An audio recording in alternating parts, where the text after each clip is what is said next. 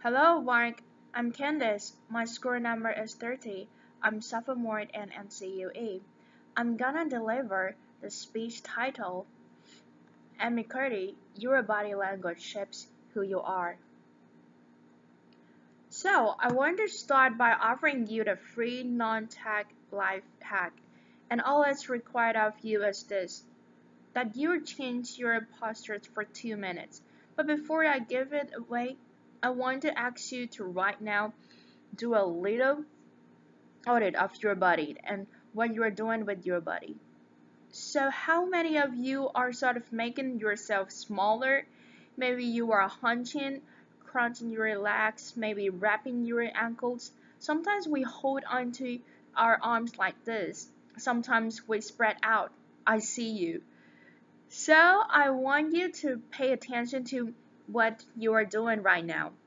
We're going to come back to that in a few minutes, and I'm hoping that if you learn to tweak this a little bit, it could significantly change the way you life unfolds. So, we're really fascinated with body language, and we are particularly interested in other people's body language. We're interested in, an awkward interaction or a smile or a continuous glance or maybe a very awkward wink or maybe even something like a handshake. Here they are arriving at number 10, and look at this lucky policeman gets to shake hands with the President of the United States. Oh, and here comes the Prime Minister of the... No. So a handshake, or the leg of handshake, can have us talking for weeks and weeks and weeks, even the BBC and the New York Times. So obviously when we think about nonverbal behavior or body language, but we call it nonverbal as social scientists. It's language. So we think about communication. When we think about communication, we think about interaction. So what's your body language interacting to me? What's my interaction to you? And there's a lot of reasons to believe that it's a valid way to look at this. So social scientists have spent a lot of time looking at the effects of our body language or other people's body language on judgments. And we make sweeping judgments and inference from body language. And those judgments can predict really meaningful life outcomes like who we hire or promote, who we ask out on a date. For example, Nali Empathy, a researcher at Tufts University, shows that when people watch 30 seconds soundless clips of real physicians-patients interaction, their judgments of the physician's niceness predict whether or not that physicians will be sued. So it doesn't have to do so much with whether or not that physician was incompetent, but do we like this person and how they interacted? Even more dramatical, even more dramatic, Alec Turtle at Princeton has shown us that judgments of political candidates' face in just 1 second predict 7% of U.S. Senate and gubernatorial race outcomes, and even that's go digital. Emoticons used well in online negotiation can lead to you claim more value from that negotiation. But if you use them poorly, bad idea. Right, so when we think of nonverbals, we think of how we judge others, how they judge us, and what the outcomes are. We tend to forget, though, the other audience that's influenced by our nonverbals, and that's ourselves. We are also influenced by our nonverbals, our thoughts and our feelings and our psychology. So what nonverbals am I talking about?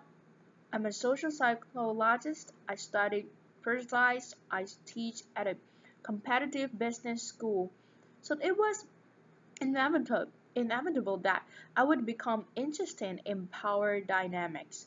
I became especially interested in nonverbal expression of power and dominance.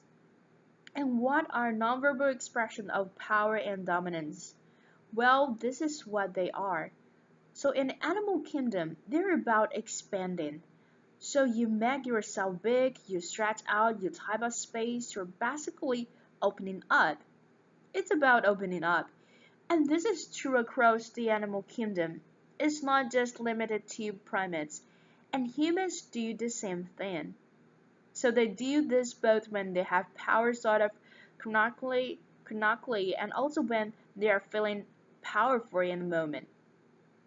And the and this one is especially interesting because it really shows us how universal and all these expressions of power are. This expression, which is known as proud, Jessica Tracy has studied. She knows that people who are born with sight and people who are constantly blind do this when they win a physical competition. So when we cross the finish line with one, it doesn't matter if we've never seen anyone do it. We do it. So the rep, so the arms up in the V, the chin is slightly lifted. What do we do when we feel powerless? We do exactly the opposite. We close up, we wrap ourselves up, we make ourselves small. We don't want to bump into the person next to us. So, again, both animals and humans do the same thing. And this is what happens when we put together high and low power. So what we tend to do when it comes to power is that we complement the other's nonverbals. So if someone is being really powerful with us, we tend to make ourselves smaller. We don't mirror them, we do the opposite of them. So I'm watching this behavior in the classroom, and what do I notice? I notice that MBA students really exhibit the full range of powerful nonverbals. So you have people who are like caricatures of outfit really into the rim, come into the rim, like get right into the middle of the rim before class even starts. Like they really want to occupy space. When they sit down, they're sort of spread out. They raise their hands like this. You have other people who are virtually collapsing when they come in. As soon as they come in, you see it. You see it on their faces and their bodies. They sit in the chair and they make themselves tiny. And they go like this when they raise their hand. I noticed a couple of things about this. One, you're not going to be surprised. It seems to be related to gender. So women are much more likely to do this kind of things than men. Women are chronically less powerful than men. So this is not surprising. But the other thing I noticed is that it also seems to be related to the extent to which the students were participating and how well they are participating. And this is really important in the MBA classroom because participation counts for half the grade. So business schools have been struggling with this gender grade gap. You get these equally qualified women and men coming in, and then you get these differences in genders. And it seems to be partly attributable to participation. So I started to wonder, okay, so you have these people coming in like this, and you are participating. Is it possible that we could get people to fake it, and would it lead them to participate more? So my main collaborator, Donna Cranny, who's at Berkeley, and I really wanted to know, can we fake it till we make it? Like, can you do this just for a little while and actually experience a behavioral outcome that makes you seem more powerful? So we know that our nonverbal govern how other people think and feel about us. There's a lot of evidence, but our question really was, do our nonverbal govern how we think and feel about ourselves? There's some evidence that they do. So, for example, we smile when we feel happy, but also when we're forced to smile by holding the pen in our teeth like this, it makes us feel happy. So it goes both ways. When it comes to power, it also goes both ways.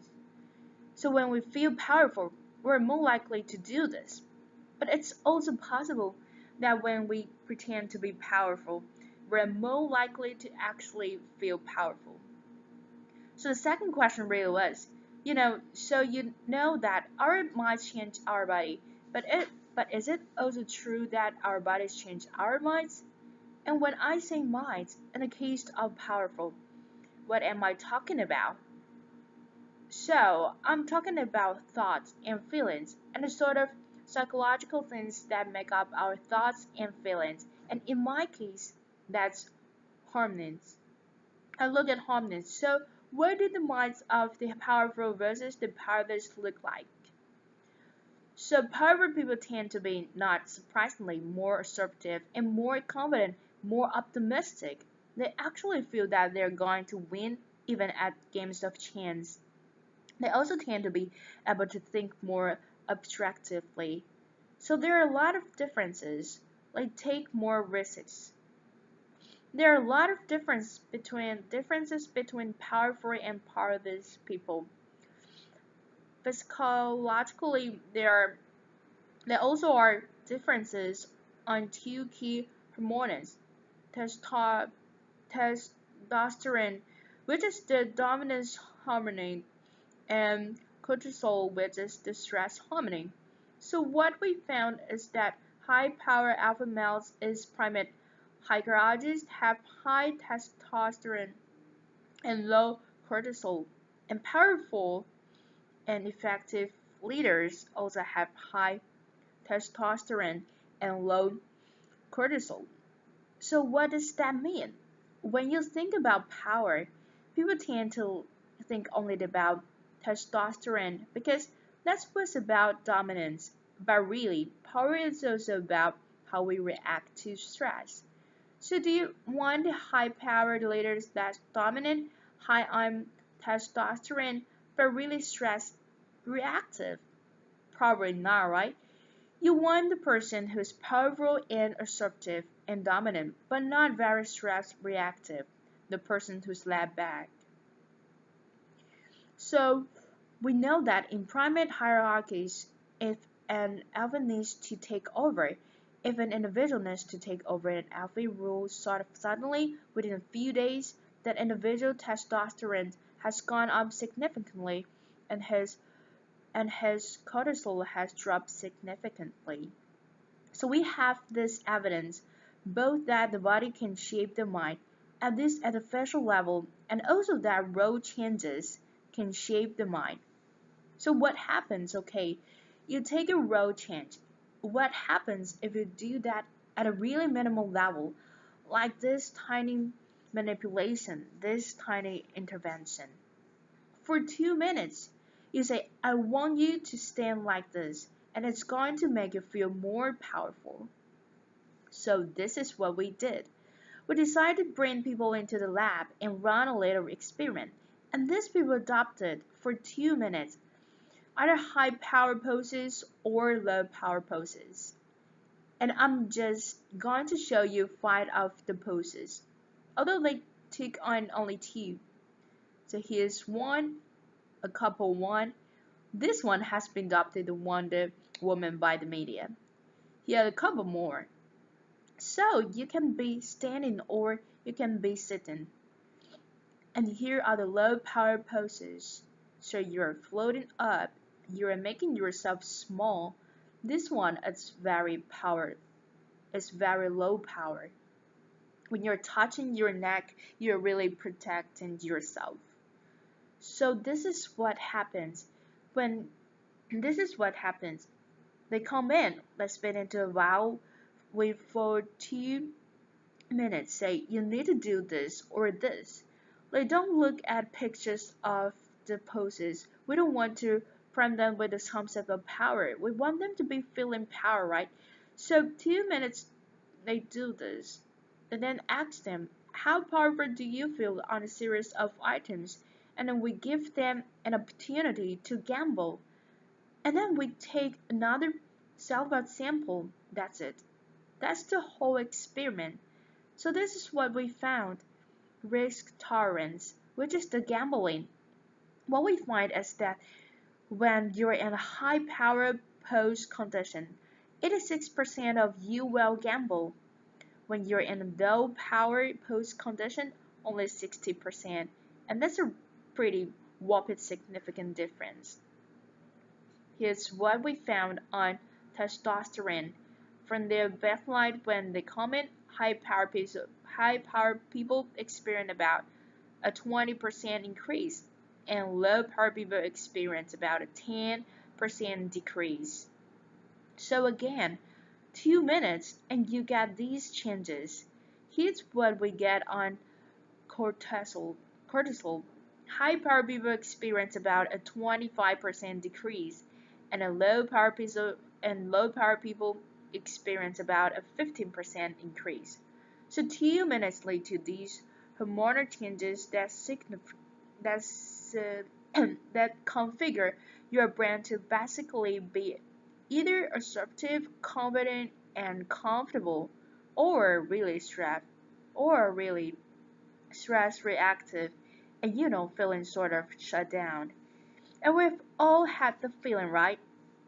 So it seems that our nonverbals do govern how we think and feel about ourselves. So it's not just others, but it's also ourselves. Also, our body changes our minds. But the next questions, of course, is can power proposing for a few minutes really change your life in meaningful ways? So this is in the lab. It's this little task. You know, it's just a couple of minutes.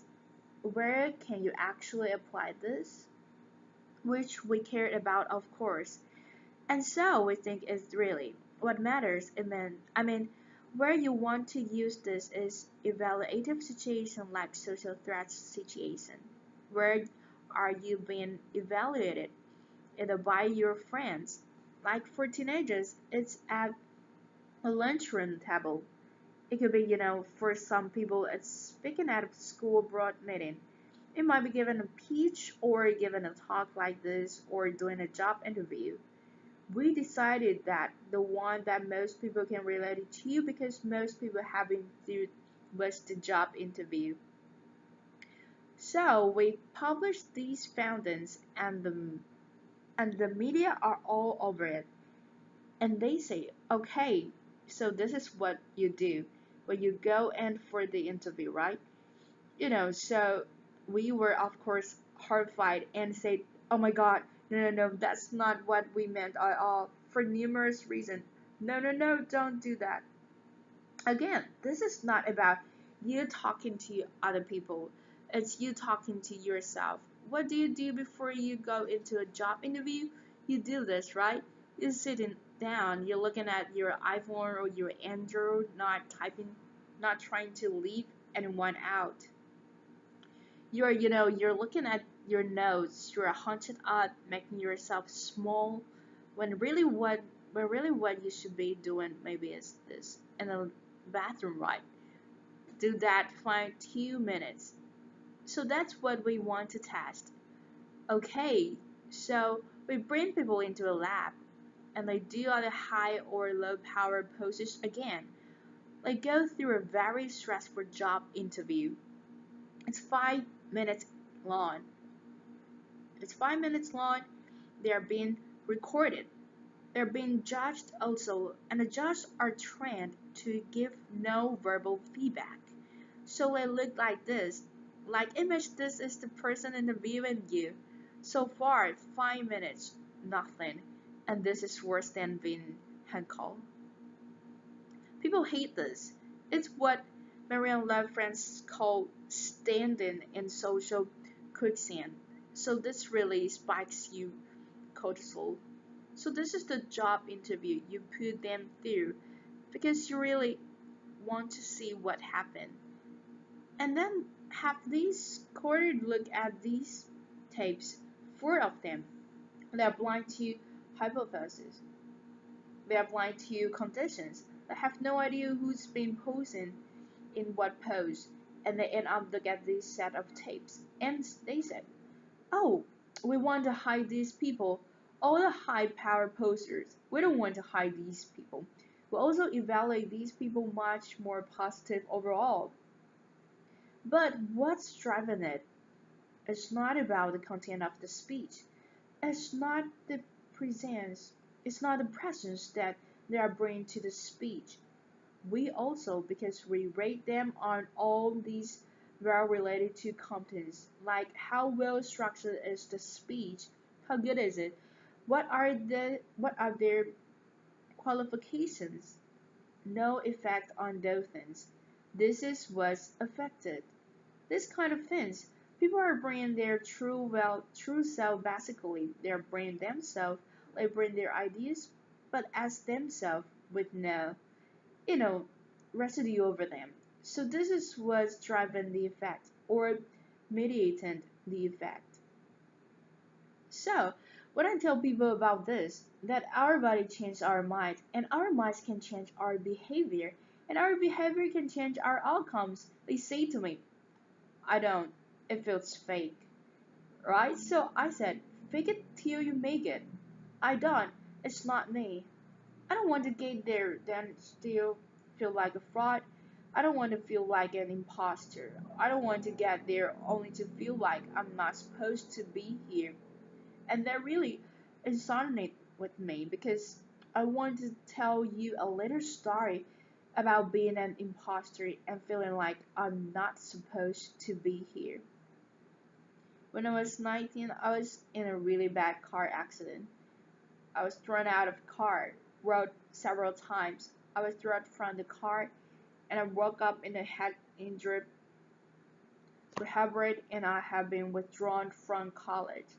And I learned that my IQ had dropped by 2 standard deviations, which was very traumatic. I knew my IQ because I had identified with being smart and I'd been called gifted as a child. So I'm taken out of college. I keep trying to go back. They say you're not going to finish college. Just, there are other things for you to do, but this not going to work out for you. So I really struggle with this. And I have to say, having you identify tech in front of you, your core identity, and for me it was being smart. Have that tech in front of you. There's nothing that leaves you feeling more powerful than that. So I felt entirely powerless. I worked and worked and worked, and I got lucky and worked, and I got lucky and worked. Eventually, I graduated from college.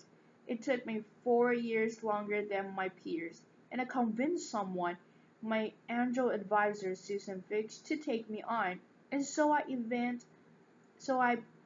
ended up at Princeton, and I was like, I'm not supposed to be here. I'm an imposter. And the night before my first year talk, the first year talk was in Princeton is a 20 minutes talk to 20%. That's it. I was so afraid of being found out the next day that I called her and said, I'm quitting. She was like, you are not quitting because I took a gamble on you and you are staying. You're gonna stay and this is what you're gonna do. You're gonna fake it. You're gonna do every talk that you ever get asked to do. You're gonna you're just gonna do it and do it and do it. Even if you're terrified and just paralyzed, have been out of body experience until you have this moment where you say, oh my gosh, I'm doing it. Like I've become this. I'm actually doing this. So that's what I did. 5 years in grade school. A few years, I'm at Northwestern. I moved to Harvard. I'm at Harvard. I'm not really thinking about it anymore, but for a long time I've been thinking, not supposed to be here, not supposed to be here. So at the end of my first year at Harvard, a student who has not taught in class the entire semester, who has said, look, you gotta participate or else you're going to fail, came into my office. I really didn't know her at all. So she said, came in to totally defeated, and she said, I'm not supposed to be here. And that was the moment for me, because two things happened. One was that I realized, oh my gosh, I don't feel like that anymore. I don't feel that anymore. But she does. And I get that feeling. And the second was she's supposed to be here. Like she can fake it. She can become it. So I was like, yes, you are. You are supposed to be here. And tomorrow you're gonna fake it. You're gonna make yourself powerful and and you're gonna you're gonna go to in a classroom and you're gonna give the best comment ever. And she gave the best comment ever. And people turned around and they were like, oh my gosh, I didn't even notice her sitting there. She comes back to me months later, and I realized that she had not just faked it till she made it. She had actually faked it till she became it. So she had changed. And so I want to say to you, don't fake it till you make it. Fake it till you become it.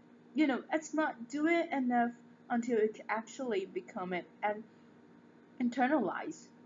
The lesson I'm going to leave you with is this. Tiny tweaks can lead to big changes. So this is 2 minutes. 2 minutes, 2 minutes, 2 minutes. Before you go into the next stressful evaluative situation, for 2 minutes try doing this in the in the elevator, in the bathroom stall, at your desk behind closed doors. That's what you want to do. Configure your brain to cope the best in that situation. Get your testosterone up, get your cortisol down. Don't leave that situation feeling like, oh, I didn't show them who I am. Leave that situation feeling like, oh, I really feel like I gotta say who I am and show who I am. So I want to ask you first, both to try power posing, and also I want to ask you to share the science because this is simple. I don't have ego involved in this. Give it away. Share it with people because the people who can use it the most are the one with no resources and no technology and no status and no power. Give it to them because they can do it in private. They need their bodies privacy in 2 minutes, and it can significantly change the outcomes of their life. Thank you. Thank you, Mark.